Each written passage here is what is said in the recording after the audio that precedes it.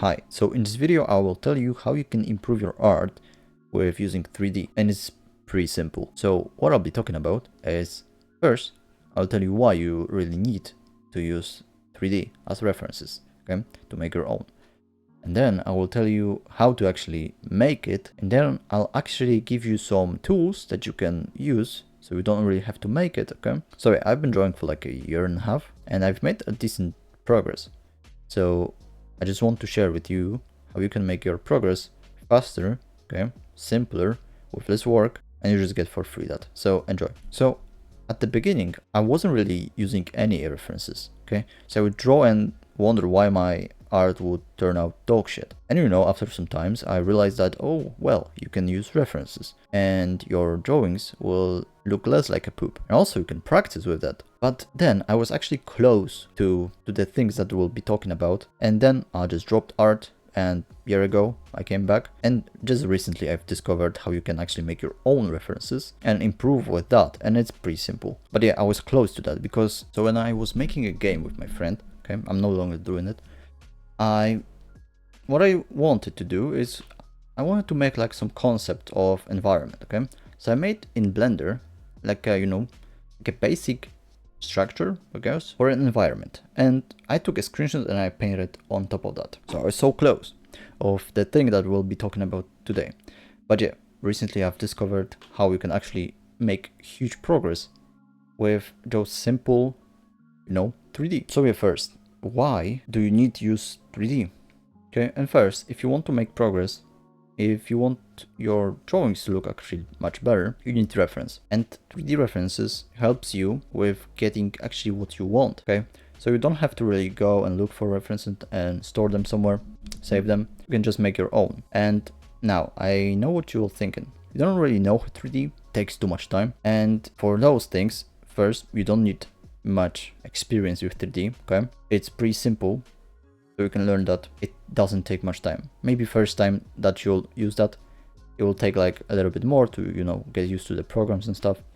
But it doesn't take much time and it's very easy. So yeah, the best benefit of that, you make your own references and you save a lot of time, wondering how you can draw those stuff. You can just make your own reference and now you know. So yeah, first thing that I'll show you is this head, okay? And I use it really often. Okay, so what you can do here, obviously you have like, you can move the camera, so you have a lot of perspective, okay?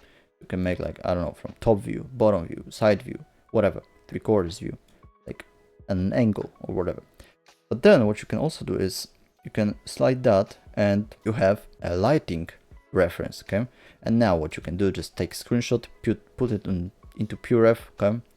And if you don't know what PureRef is, it's an app to use references, okay? It's always stays on top. You don't have to like minimize your windows. And I've made a video about that. But yeah, you can choose the lighting, okay? Even the ambient light. And yeah, it's pretty easy to use. Here, you just move the camera and choose what you want. But then what I also use is I use a site called Pose Maniacs. And here, there's a huge library of poses, okay? 3D models. And here you can see you have a 3D model. You can also take a screenshot. You can move camera and stuff. You can probably like do light, right? So here you see that you can even have light here. So it's also a powerful tool to make your paintings better. Okay, you just take a screenshot and obviously here you don't really have much control of what pose do you want, but still there's a lot of those. So here you see like there's poses and poses and poses. And also you can find like on Sketchfab models of head. You don't have to really buy, you can just use it like that. And here you see you have a model. Okay, here you have another model, and here you have another model. You can find those really easy to use like a reference. But now let's go to actually making your own reference. Okay, so here we are in Dust 3D. Okay, it's a free program, and what you do here is you put your like your character, you can choose whatever, and here obviously it will be in like a T-pose, kind of like something like that. Okay, you can choose like the already done poses. Okay, but now if you press the bone icon, here you can actually pose, press that, you can move all the things, and with that Obviously, at first you need some, to get a little bit of used to that.